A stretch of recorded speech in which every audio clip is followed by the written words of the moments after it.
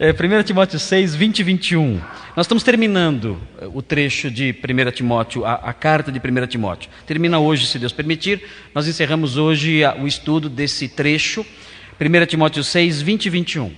Então a palavra de Deus, em 1 Timóteo 6, 20 e 21, é a conclusão aí de tudo na carta, diz assim, versículo 20: E tu, ó Timóteo, guarda o que te foi confiado, evitando os falatórios inúteis e profanos e as contradições do saber, como falsamente lhe chamam, pois alguns, professando, se desviaram da fé.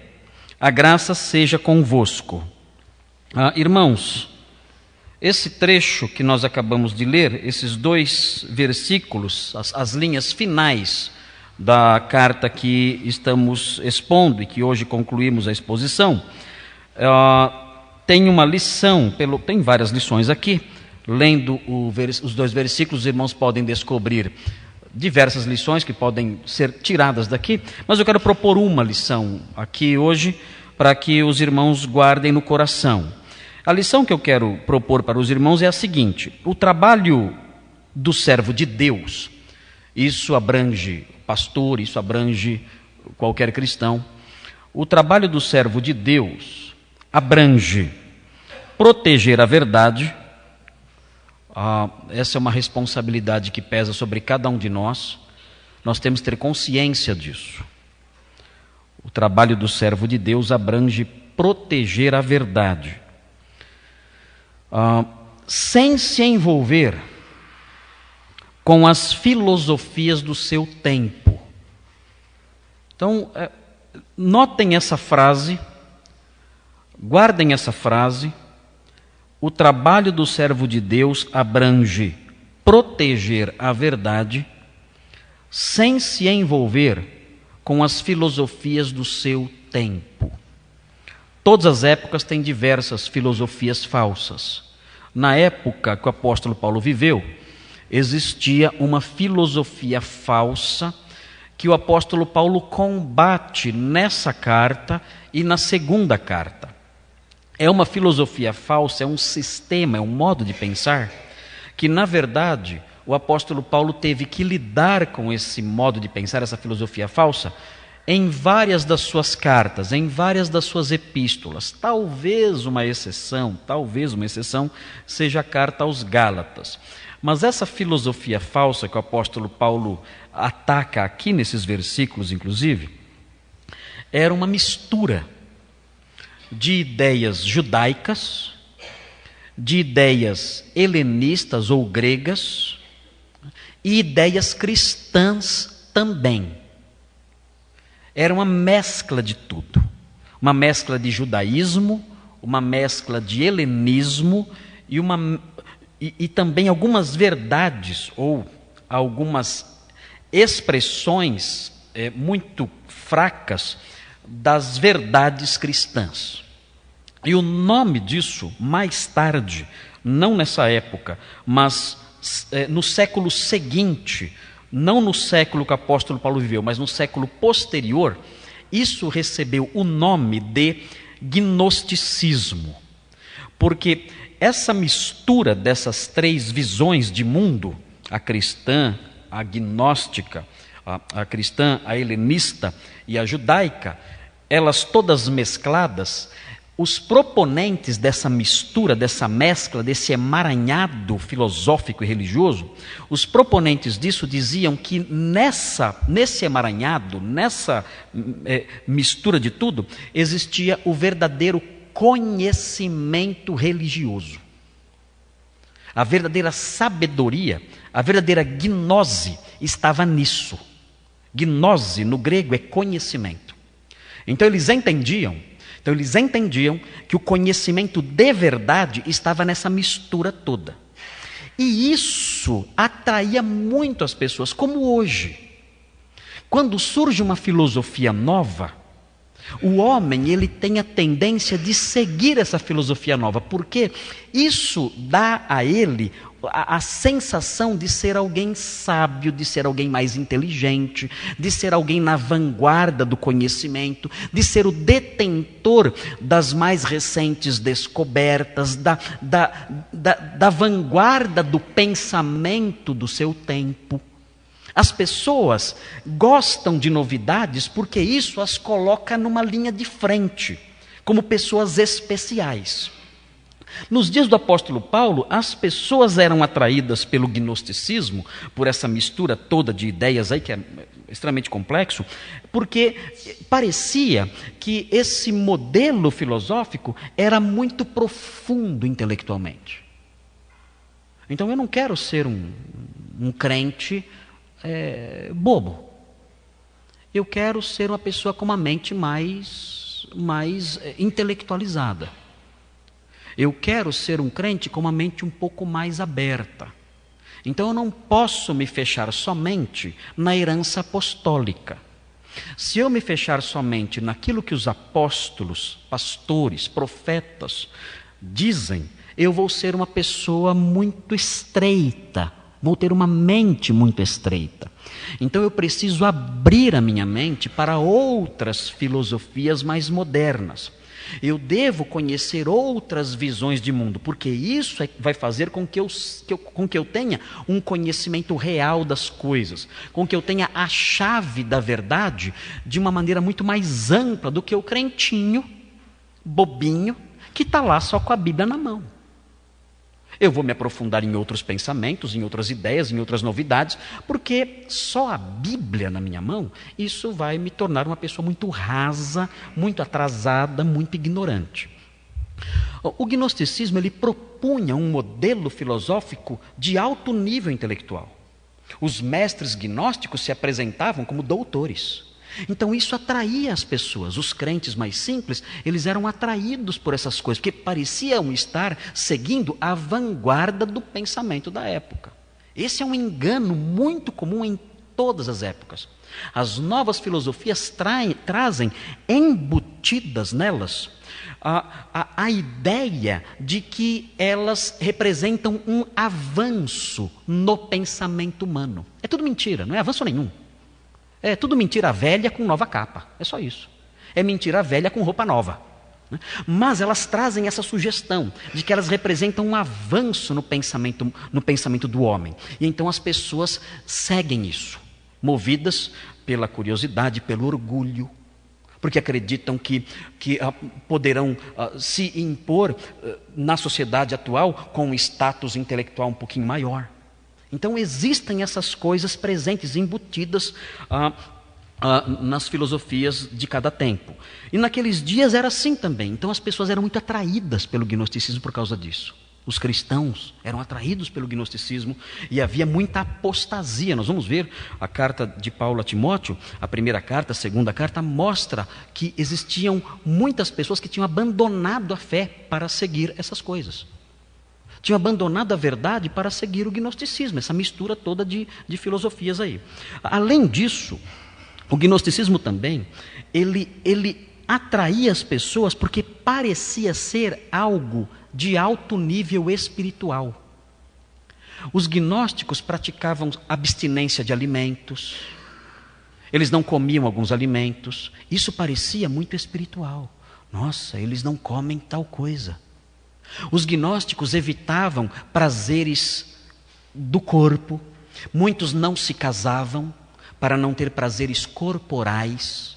Então isso atraía as pessoas. As pessoas olhavam para isso e diziam, nossa, eles são santos.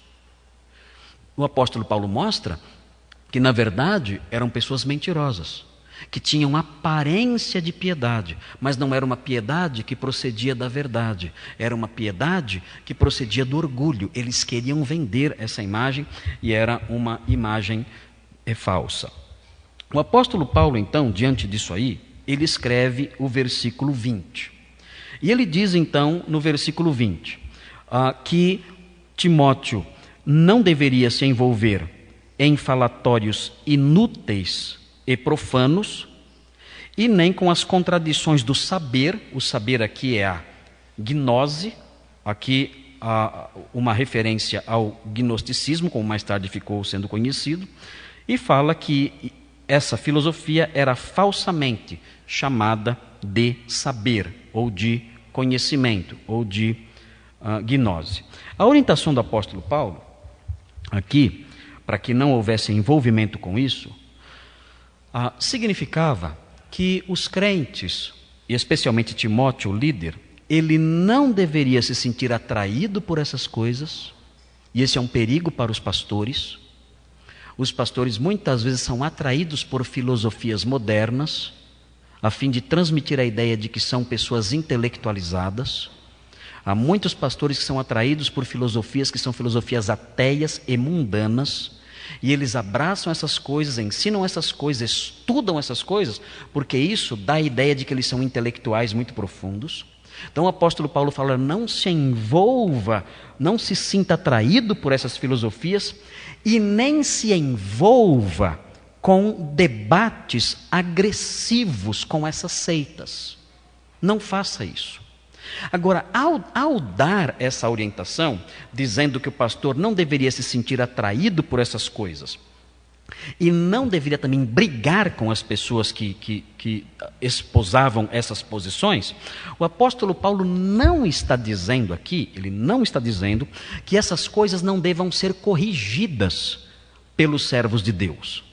Porque um versículo como esse, quando o texto fala, evita os falatórios inúteis e profanos e as contradições do saber, pode dar a entender que o pastor Timóteo e que qualquer outro servo de Deus, diante dessas mentiras filosóficas, dessas mentiras religiosas, ele não pode sequer conversar com a pessoa sobre esse assunto.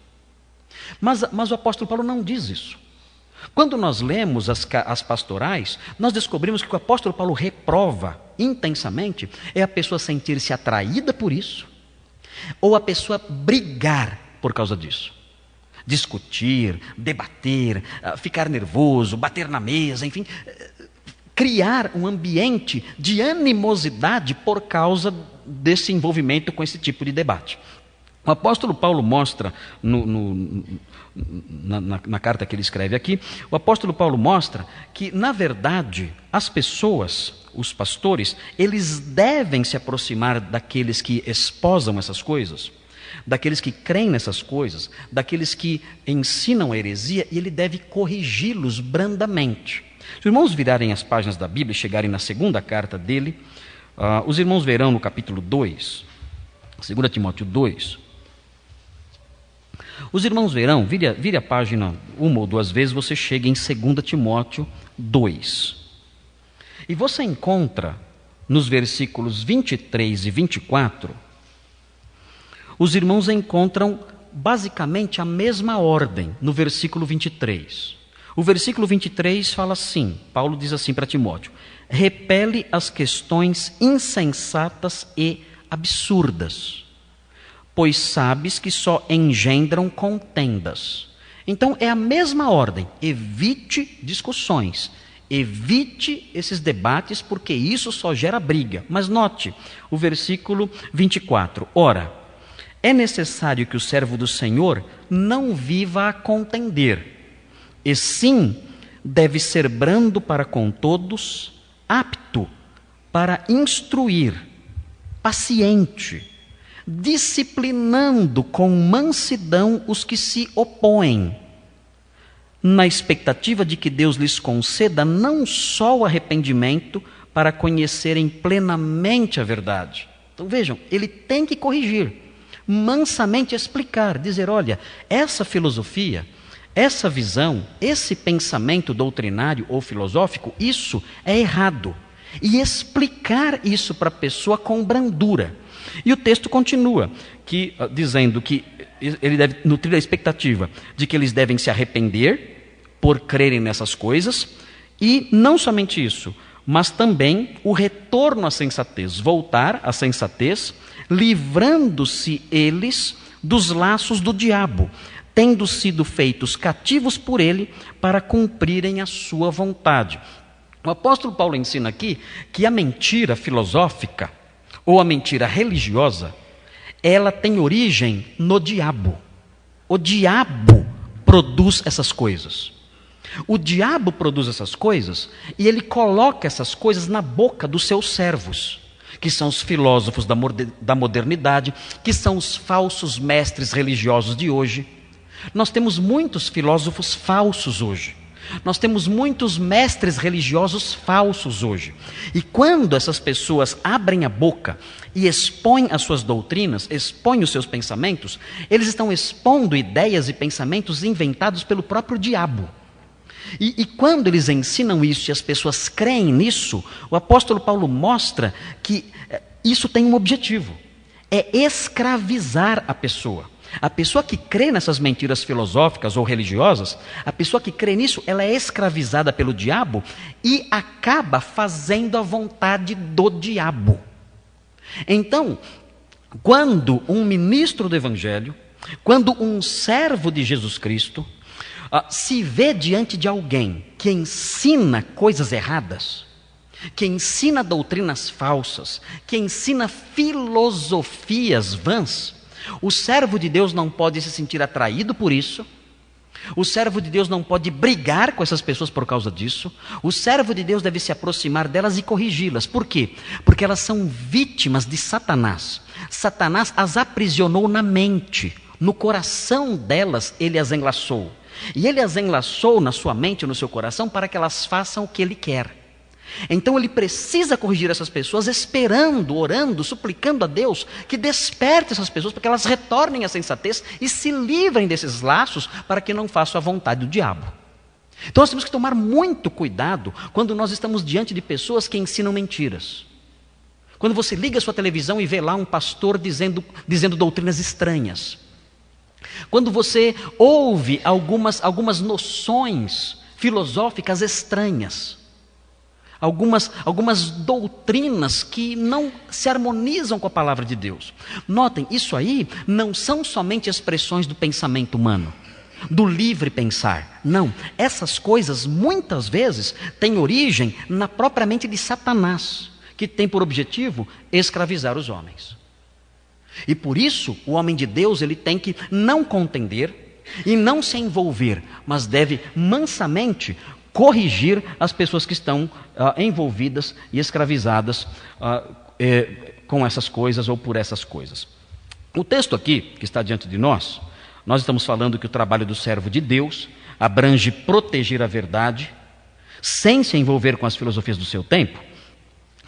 O texto que está diante de nós mostra duas maneiras dele fazer isso. Você olhando para o versículo 20, você vai encontrar a primeira maneira. Primeira forma como o servo de Deus pode proteger a verdade sem se envolver com as filosofias do seu tempo. Primeira maneira é evitando o descuido. Vejam aí no comecinho do versículo 20. O texto diz assim: "E tu, ó Timóteo". Aqui, nessa expressãozinha, "e tu, ó Timóteo", o apóstolo Paulo mostra que ele agora está voltando a sua atenção para Timóteo. Com quem ele estava falando antes? A quem ele estava se dirigindo? Em quem ele estava pensando antes? Ele estava pensando nos ricos. Se os irmãos lerem os versículos anteriores, verão que nos versículos anteriores ele estava falando aos ricos, orientando os ricos, pedindo para Timóteo falar com os ricos e explicar para os ricos algumas coisas. Agora ele não fala mais com os ricos, agora ele fala diretamente para Timóteo. Significa que Timóteo não era rico. Timóteo não era um pastor rico. Aliás, na Bíblia não há pastores ricos. Se alguém quiser ser rico, não seja pastor, que você não vai ser rico, a não ser que você seja pastor de alguma outra igreja que a gente vê por aí, né? Pode ser que você fique rico se você for pastor de uma igreja neopentecostal que explora a boa-fé do povo. Mas o pastor bíblico, o pastor, segundo nós vemos na palavra de Deus, ele não é um homem rico. Aqui, quando Paulo se dirige aos ricos, logo depois que ele termina seu assunto, ele se dirige a Timóteo. "E tu, Timóteo, você não é rico. Você tem outro depósito, você tem outro tesouro para guardar. O rico tem lá os seus bens para proteger e para guardar. Você tem outro." E ele fala: "E tu, ó Timóteo, você que não está nessa classe, nesse grupo de ricos, guarda o que te foi confiado. Então nós temos aqui a primeira maneira como o servo de Deus protege a verdade sem se envolver com as filosofias do seu tempo. Qual é a primeira maneira? É protegendo aquilo que ele recebeu. E aí tem um corintiano animado aí, mas esqueçam, esse homem deve ter algum problema sério, né? Então vamos esquecer esse corintiano aí. Como todo corintiano deve ter algum problema, algum desvio, e ele vive gritando aí. Mas esqueçam esse homem aí, não liguem para ele. Nós vamos nos concentrar aqui com o nosso texto. O nosso texto está mostrando, o nosso texto fala, que uma maneira, uma forma do servo de Deus proteger a verdade é guardando aquilo que ele recebeu. Vejam, o texto fala, guarda o que te foi confiado. E o que é que foi confiado a Timóteo? O que ele recebeu para guardar? Bem, é muito simples encontrar isso nas epístolas pastorais. Vire a página da Bíblia, volte um pouquinho, você vai encontrar o capítulo 4. Veja o capítulo 4. Veja no versículo 16. O 4:16. Aí você com facilidade você encontra o que foi confiado a Timóteo. Diz assim: tem cuidado de ti mesmo e da doutrina. Então o texto aqui mostra duas áreas que o pastor tem que tomar cuidado. Ele tem que cuidar dele, para que ele não se desvie. Ele tem que cuidar dele, tem que tomar cuidado com ele, para que ele não tropece, para que ele não seja um mau exemplo, para que ele não realize o seu ministério de forma errada ou desmazelada. E além de ter que tomar cuidado com ele, ele também tem que cuidar da doutrina. O que é que foi confiado ao pastor? O que é que foi confiado ao servo de Deus? Ao servo de Deus, ao pastor bíblico, foi confiada a doutrina apostólica. É o corpo de verdades que os apóstolos deixaram para nós, deixaram para a igreja. O pastor, o homem de Deus, o servo de Deus, tem que proteger isso, tem que cuidar da doutrina, para que ela não seja maculada. Veja no capítulo 6, o versículo 14. Veja o que diz. Versículo 14, 6:14. Fala assim: que guardes o mandato imaculado, irrepreensível, até a manifestação de nosso Senhor Jesus Cristo. O texto aqui mostra que o pastor deve proteger esse mandato, é o mandamento, é o conjunto doutrinário, e ele deve fazer isso até Jesus voltar. É um trabalho que ele não pode abrir mão disso. E ele tem que fazer isso sem mácula. A vida dele tem que ser uma vida sem mácula. Ele tem que estar com uma vida irrepreensível. E como alguém irrepreensível e sem mácula, ele então deve proteger esse mandato, esse mandamento, esse conjunto doutrinário. Se você continuar e ver 2 Timóteo 1, vire mais uma vez a página da Bíblia, você chega aí, estamos só em 1 Timóteo, 2 Timóteo, você vê ele repetindo essa ordem já no finalzinho da vida dele. Veja o que ele diz aí, 2 Timóteo 1, 13 e 14. Veja o que diz: mantém o padrão das sãs palavras que de mim ouviste. Veja, o pastor tem que proteger as palavras ditas pelos apóstolos. Os apóstolos que eu estou falando aqui são os apóstolos bíblicos. Não é apóstolo Valdomiro, não é esses caras aí não. Aqui é o apóstolo bíblico, o apóstolo de Deus, o apóstolo verdadeiro. É esse aí que ele tem que defender as palavras. O texto fala: mantém o padrão das sãs palavras que de mim ouviste, com fé e com o amor que está em Cristo Jesus. Guarda o bom depósito mediante o Espírito que habita em nós. Então, Paulo ensina o seguinte: olha, pastores, servos de Deus, vocês têm que proteger o corpo doutrinário que os apóstolos deixaram para vocês. Vocês têm que proteger isso. E devem proteger isso com fé, com amor e na força do Espírito Santo. Esse é o seu dever, esse é o dever do pastor. É essa orientação que ele dá aqui no nosso texto, no finalzinho aqui de 1 Timóteo. Ele está dizendo o seguinte: o pastor, o servo de Deus, ele deve proteger a verdade, sem se envolver com as filosofias do seu tempo. Como fazer isso? Os textos paralelos mostram que essa verdade que ele tem que proteger, aquilo que lhe foi confiado, é o conjunto de doutrinas deixado como herança pelos apóstolos. Os apóstolos escreveram as páginas da Bíblia. Nessas páginas, eles registraram aquilo que Deus lhes revelou. Então, o que nós temos na Sagrada Escritura é um conjunto doutrinário. A herança dos apóstolos, a herança doutrinária dos apóstolos. Ele diz, olha, não se envolva com as filosofias do seu tempo. Você não tem compromisso nenhum com as filosofias do seu tempo. Você não tem que se preocupar em nada com as filosofias do seu tempo. Você tem que se preocupar em proteger essa herança que foi deixada pelos apóstolos. E proteja isso com fé, proteja isso com amor, proteja isso de forma imaculada, seja um homem reto, e proteja isso sob a dependência do Espírito Santo. Você tem que proteger essa doutrina nutrindo todas essas coisas. Isso é evitar o descuido.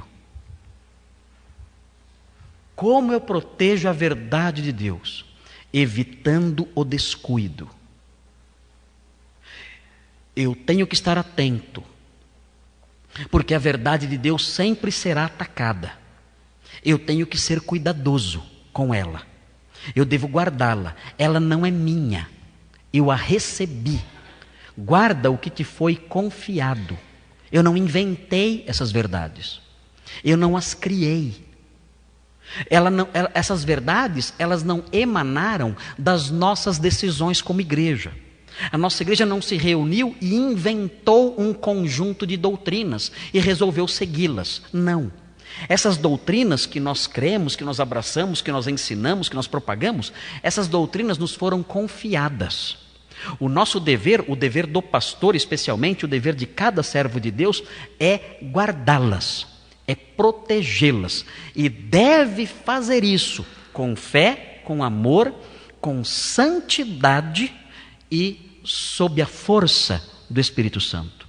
Isso é cuidar da verdade, sem desmazê-lo. É muito triste ver que hoje isso não tem acontecido por parte de muitos crentes e por parte de muitos líderes cristãos. O depósito que foi confiado aos pastores não tem sido protegido. Ideias novas chegaram. Colocaram gesso no leite de Deus. Adulteraram o leite de Deus. E como adulteraram o leite de Deus? Como colocaram gesso no leite de Deus? Muito simples. Misturaram o leite puro de Deus com as filosofias terrenas. Nós temos visto coisas horríveis acontecendo nos nossos dias, com essa mistura da doutrina cristã com a filosofia ateísta e com noções religiosas profanas. Existe na modernidade, isso tem sido ensinado por vários pastores da nossa denominação. Há vários pastores da nossa denominação e do meio evangélico que são admiradores incontestes, fãs de carteirinha, como esse corintiano que grita aqui, né? São assim, são fanáticos, né? Torcedores, fãs número 1 de filósofos como Nietzsche. Nietzsche, meus irmãos, foi o ateu mais inflexível de todas as eras. Ele odiava o cristianismo e zombava do cristianismo. Há pastores que são fãs número 1 de Nietzsche. Há pastores que são fãs de Jean-Paul Sartre. Jean-Paul Sartre era um existencialista. Ele entendia que o sentido da vida estava simplesmente em viver. Simplesmente a experiência de viver. E outros existencialistas que são admirados pelos pastores da modernidade. Existe na atualidade uma forma de teologia que é denominada teologia do processo. Isso tem se espalhado muito no meio evangélico. E o que é a teologia do processo? Você conhece pastores que ensinam isso, de modo sutil, mas ensinam. A teologia do processo propõe o seguinte, que toda a realidade, tudo que existe, o universo todo, é uma grande teia em constante transformação. Toda a realidade que existe, tudo que você vê, tudo, o universo inteiro, tudo isso, é uma grande teia, um grande emaranhado em constante mudança. Uma coisa influenciando a outra e fazendo tudo mudar. Bom, até aí, realmente, as coisas estão mudando, para melhor ou para pior. O problema é que a teologia do processo diz que Deus é parte disso. Deus é parte desse processo, Deus está mudando. E como Deus está mudando? Ele está mudando graças à sua influência. Você influencia Deus e Deus muda. Então Deus está aprendendo com você. Deus está melhorando. Deus está se aperfeiçoando graças ao seu relacionamento com você. Então todos nós estamos caminhando juntos, num processo de desenvolvimento, e estamos saindo de uma situação menos complexa para uma situação mais complexa e melhor, graças a esse envolvimento que nós temos com toda a realidade, e estamos progredindo, todos nós. É uma espécie de evolução cósmica, universal. E desse processo de evolução universal, em que todos estão se influenciando nesse emaranhado de relacionamentos, Deus também está evoluindo e aprendendo e seguindo em frente conosco. Nessa filosofia, essa filosofia é uma filosofia hindu, na verdade. Essa visão de mundo é uma visão fortemente hinduísta. Essa visão. Nessa visão, Deus não sabe o que vai acontecer amanhã. Ele não conhece o futuro. Porque ele está nesse processo histórico de transformação. Ele pode até torcer para que algumas coisas aconteçam, mas ele não sabe o que de fato vai acontecer. Esse tipo de mentalidade está sendo ensinada por nossos pastores abertamente, por aí afora, nas suas aulas, nas aulas das nossas escolas teológicas, nos livros que são escritos. O que é isso? Isso é pegar o gesso da filosofia mundana, ateísta. Isso é pegar o gesso da religião falsa, o hinduísmo, o panteísmo, e misturar isso no leite de Deus. Isso é não guardar o que nos foi confiado. Nós temos que tomar muito cuidado com a época em que nós vivemos, porque nunca uma ordem como essa, guarda o que te foi confiado, nunca uma ordem como essa foi tão negligenciada e abandonada pelos homens de Deus. Há essa mescla, há essa adulteração da verdade. Seguindo no versículo, você vê uma outra forma como o servo de Deus deve proteger a verdade sem se envolver com as filosofias do seu tempo. A segunda forma, e a segunda e última forma, porque o apóstolo Paulo só menciona duas aqui, a primeira é evitar o descuido, a segunda é evitar o desvio. Primeiro, evitar o descuido. Não seja descuidado, proteja o que te foi confiado. A segunda é evite o desvio. E veja aí, por que nós devemos evitar o desvio? O desvio é o sentir-se atraído pelas filosofias falsas, abraçá-las, defendê-las, misturá-las com a verdade, adulterar a palavra de Deus misturando essas coisas com elas. Veja, por que devemos evitar isso? O texto mostra aqui que as doutrinas falsas, as filosofias falsas são, em primeiro lugar, inúteis. Veja aí no texto, evitando os falatórios inúteis. O que é algo inútil? A palavra que o apóstolo Paulo usa aqui para descrever essas doutrinas é uma palavra que significa falas vazias. Ou seja, as doutrinas falsas, elas não produzem fruto nenhum. Elas não servem para nada. Nada. Uma filosofia como essa que eu mencionei, da teologia do processo, serve para quê isso? O que isso produz? Nada. A pessoa que chega na porta da sua casa com uma filosofia religiosa mentirosa, dizendo que você não pode comer carne de porco, por exemplo.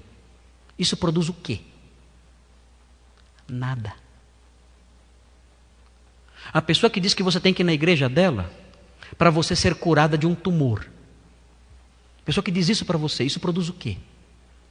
Nada. É oco, é vazio, é uma semente morta, não presta para nada. O texto fala que as filosofias, as crenças, as religiões, as ideias religiosas heréticas são vazias. Elas não produzem fruto nenhum. O que eles dizem não faz sentido. São palavras jogadas ao vento, não produzem nada. Volte um pouquinho às páginas da sua Bíblia e veja o apóstolo Paulo alertando contra isso novamente, nos versículos 4, aí do capítulo 1. Veja, 1:4. Veja aí, 1:4, no mesmo livro. Fala assim: nem se ocupem com fábulas e genealogias sem fim, que antes promovem discussões do que o serviço de Deus na fé. Ou seja, essas ideias filosóficas e religiosas só geram brigas, só discussões, não produzem mais nada. O texto fala no versículo 6, desviando-se algumas pessoas destas coisas, perderam-se em loquacidade frívola. Ficaram só discutindo coisas, sem produzir nada em termos de serviço e de santidade.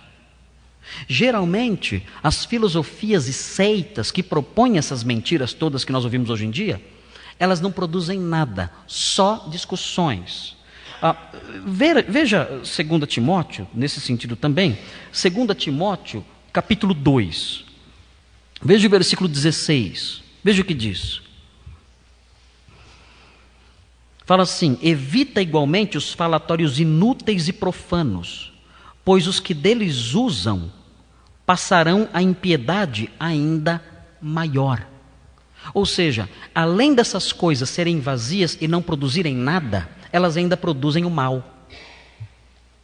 O apóstolo Paulo diz assim: as más conversações corrompem os bons costumes. Quando eu me envolvo num debate nesse campo, não para corrigir, mas ali, gastando meu tempo numa discussão nesses campos filosóficos, isso não somente me põe em risco de dar um mau testemunho.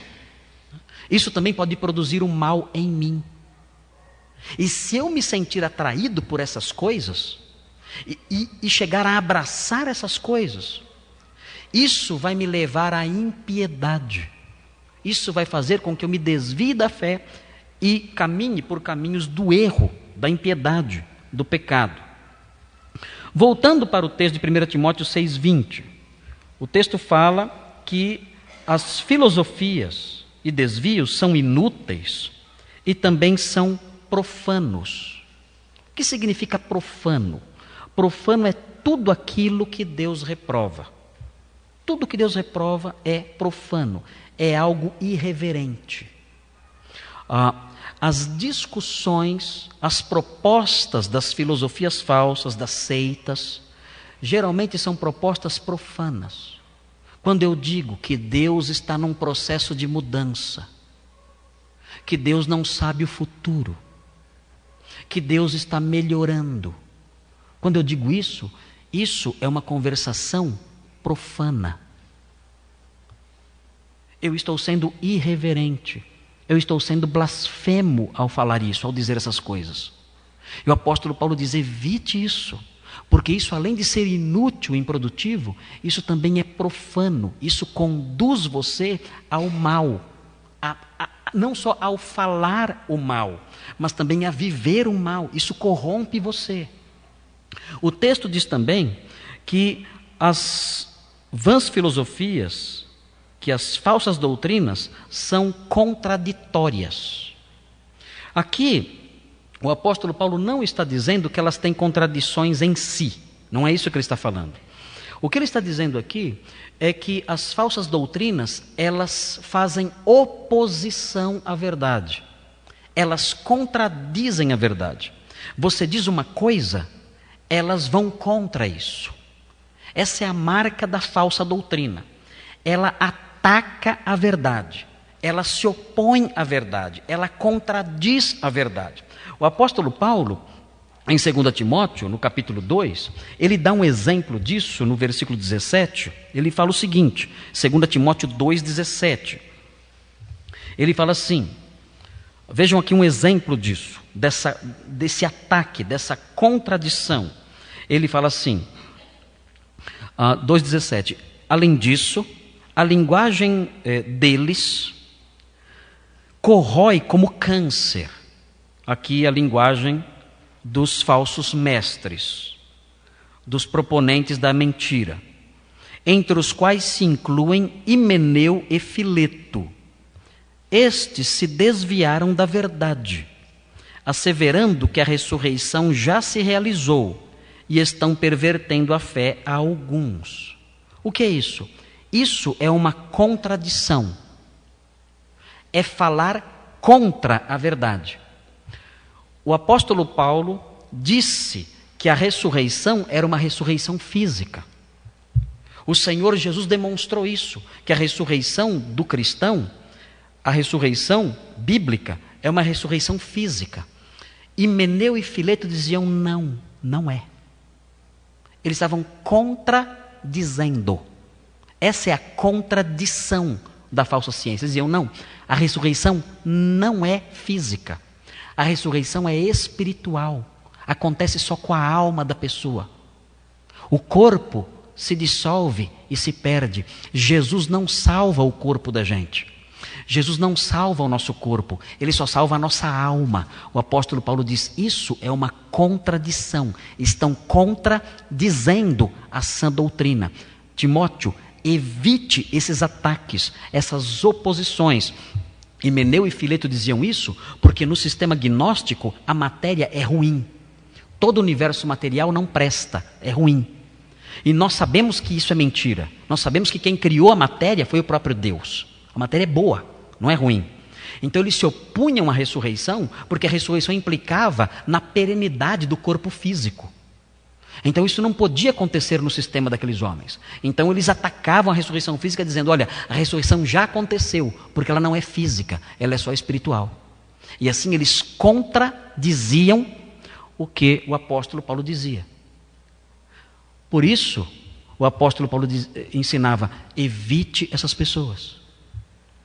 Evite as contradições, esses debates. Evite o que é profano, evite o que é inútil. O texto de 1 Timóteo 6,20 fala que além de ser inútil, profano e contraditório, aquilo que é ensinado pelos falsos mestres revela um saber falso. Ele diz, o saber como falsamente lhe chamam.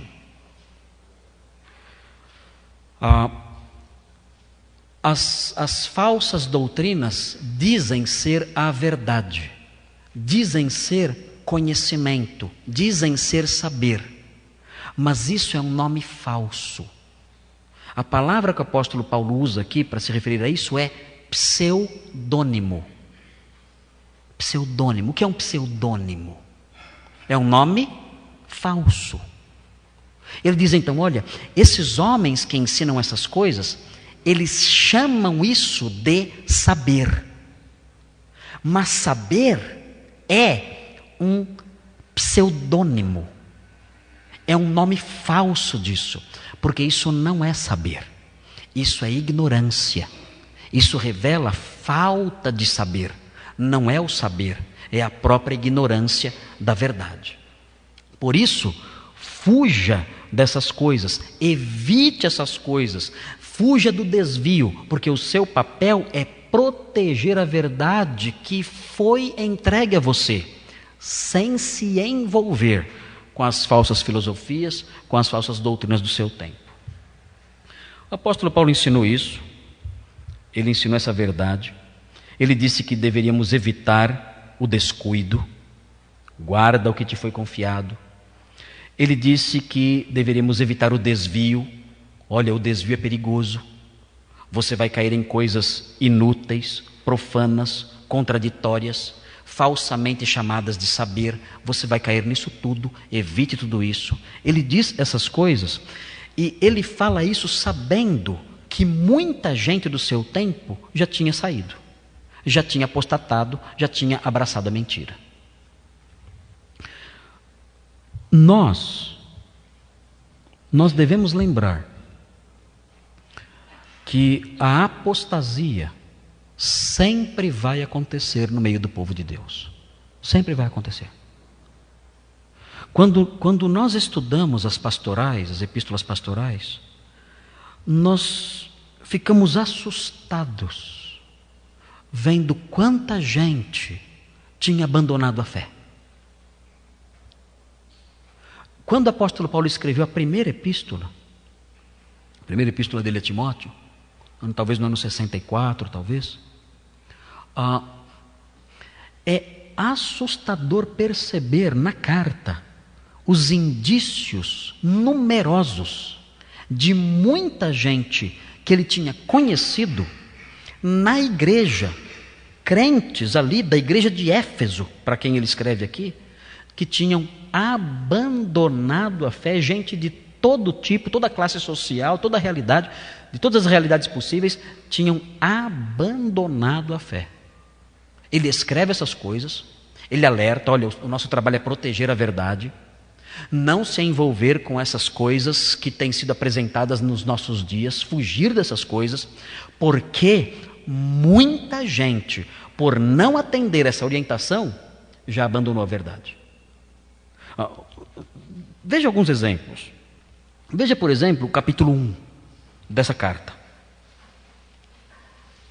Veja o capítulo 1. Veja o versículo 5. Veja o versículo 5. Fala assim: o intuito da presente admoestação visa o amor que procede do coração puro e de consciência boa e de fé sem hipocrisia. Desviando-se algumas pessoas destas coisas, perderam-se em loquacidade frívola. Ele fala que pessoas da igreja já tinham se desviado. Vá um pouquinho para frente e veja o capítulo 5, versículo 14. Ele fala assim, 5,14.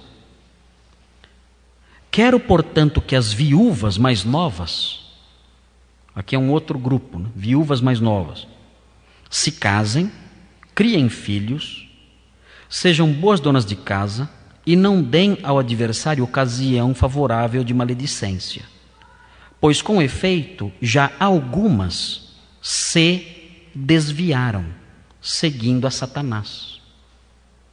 Mais gente desviada na igreja de Éfeso. Viúvas desviadas.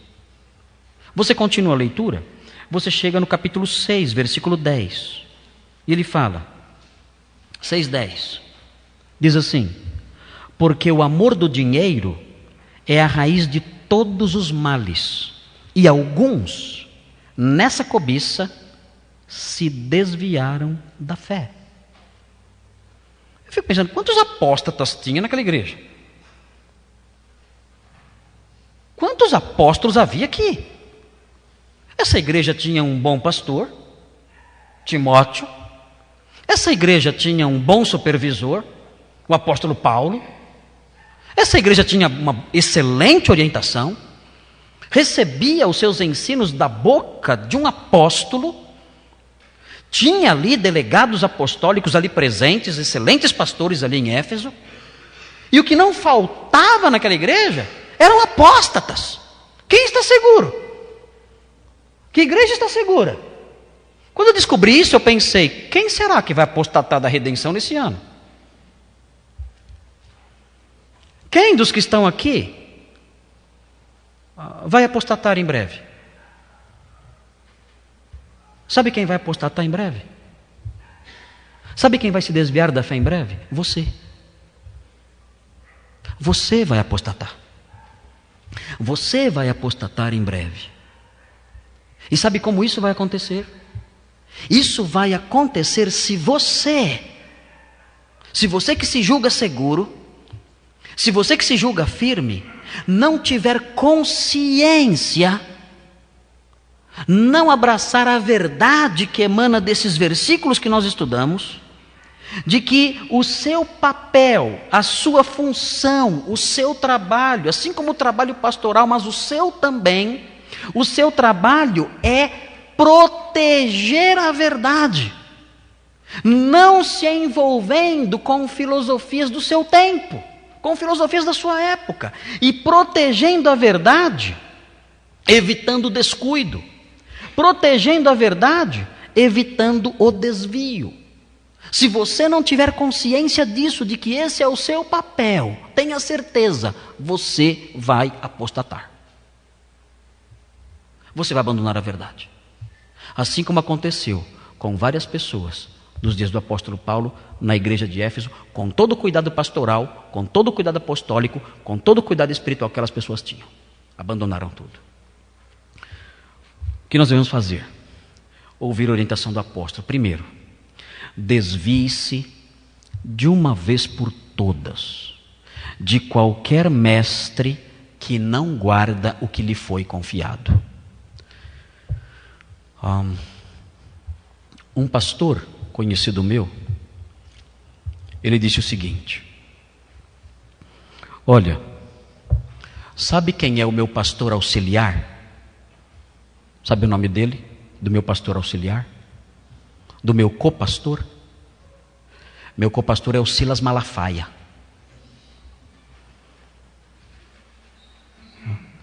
Porque ele, os membros da minha igreja, são doutrinados por ele durante a semana.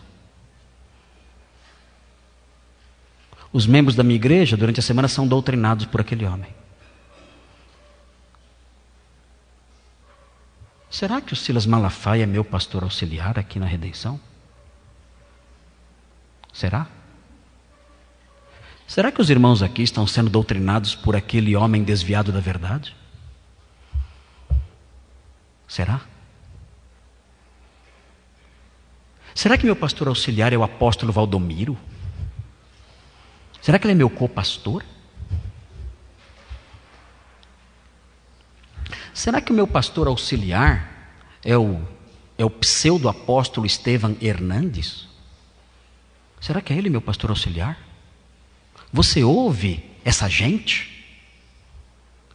Você se deixa levar por essa gente?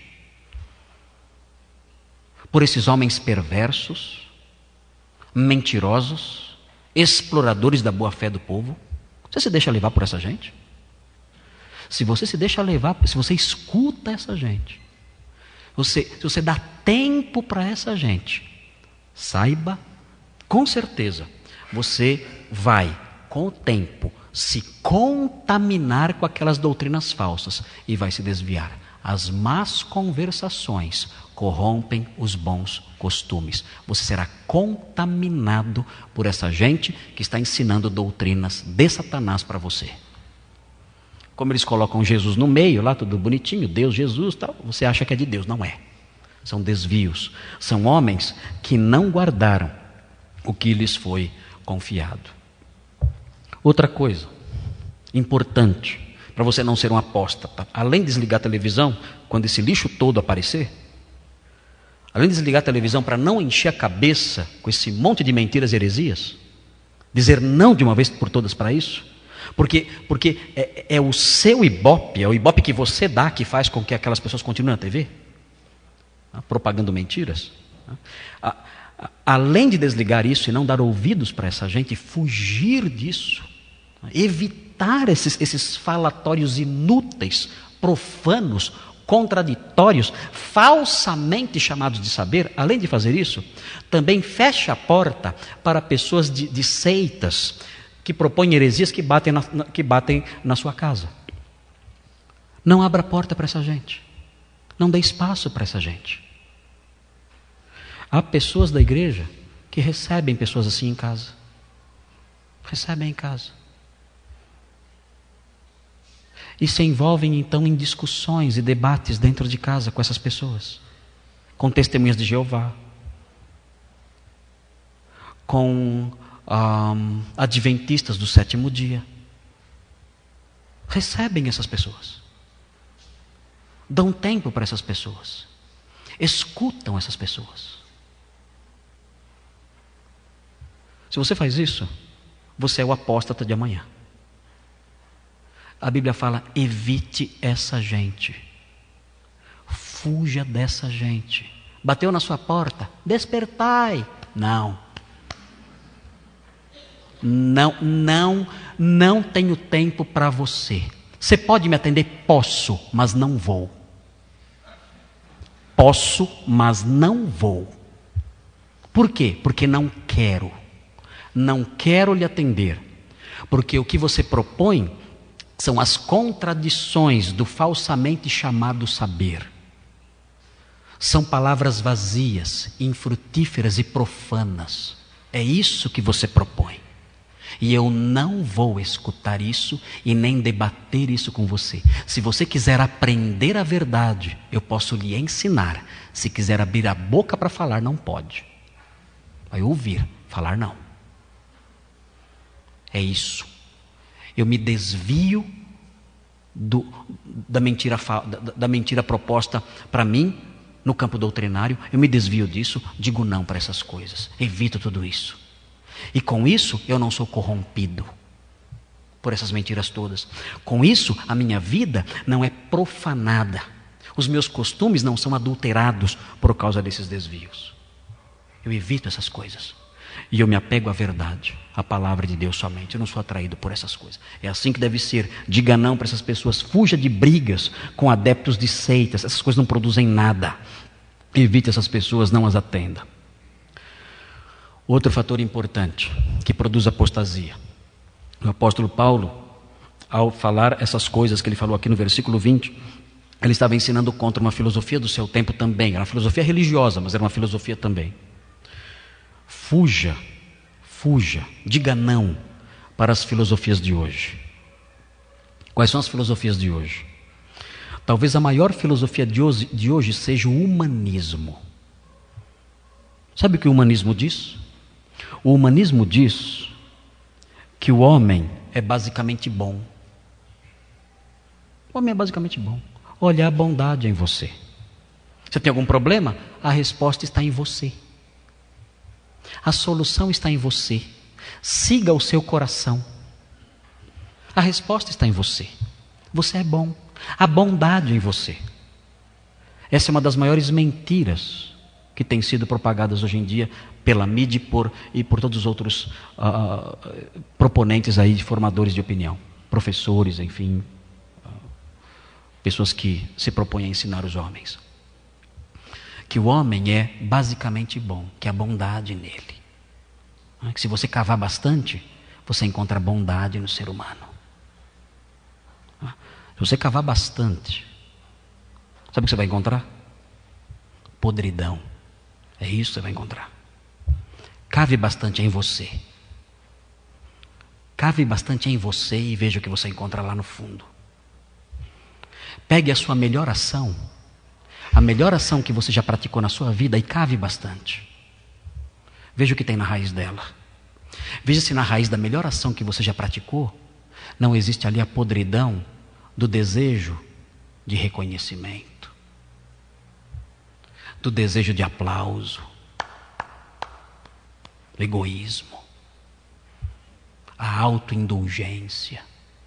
Cave fundo e veja o que você encontra na sua melhor ação.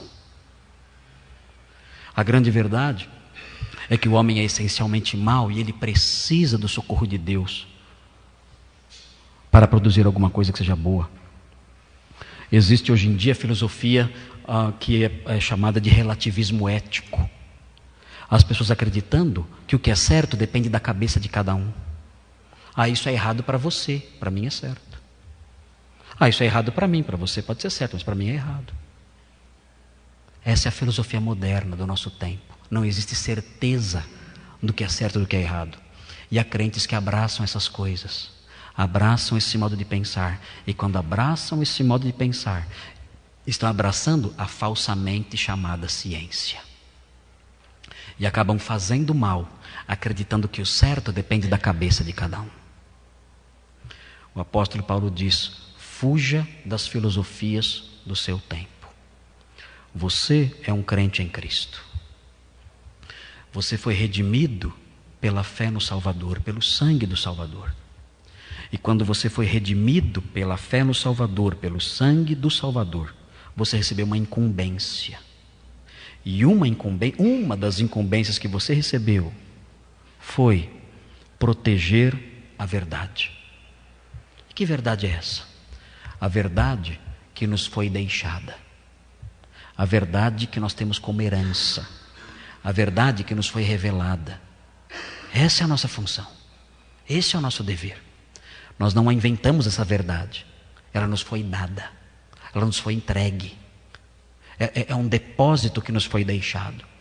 E o nosso dever é protegê-la, sem nos envolvermos com as filosofias vãs da atualidade. Se nós esquecermos disso, se nós esquecermos que o nosso dever é proteger a verdade que nos foi entregue, com zelo, sem nos desviarmos, com firmeza, com pureza de alma, com pureza de vida, com pureza de coração, e nos envolvermos com as filosofias vãs, nós seremos os apóstatas de hoje. Como existiram os apóstatas de Éfeso, nós seremos os apóstatas de hoje. Vamos pedir a Deus que nos proteja, que nos ajude a desempenharmos a nossa função de protetores da verdade, nos termos que a palavra de Deus ensina. Senhor Deus, nós recebemos uma função como servos do Senhor. Essa função é proteger a verdade, sem nos envolvermos com as filosofias do nosso tempo.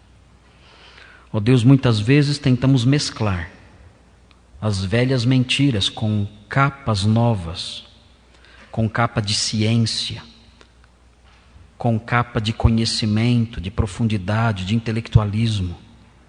Pegamos essas mentiras disfarçadas e tentamos misturar essas coisas com a verdade. E assim adulteramos a verdade, tentando torná-la mais atraente, mais aceitável. E então ela se torna mentira. Ó Deus, queremos pedir que o Senhor nos ajude, que nós não precisamos de mais nada além da sua palavra, da herança doutrinária dos apóstolos. Queremos pedir que o Senhor nos dê uma consciência clara de que o nosso dever é proteger a verdade, sem nos envolvermos com essas filosofias vazias, religiosas e tudo mais. Ajuda-nos no desempenho dessa tarefa, que nós não sejamos desmazelados, que não nos desviemos, que nós, ó Deus, cumpramos o nosso papel de protetores daquilo que nos foi confiado, para que não apostatemos como tantas pessoas daqueles dias que não ouviram essa demonstração. Guarda-nos, protege-nos, ó Deus, mantém-nos de pé, que não sejamos levados pelo canto enganoso da mentira. Pedimos isso em nome de Jesus, a própria verdade. Amém.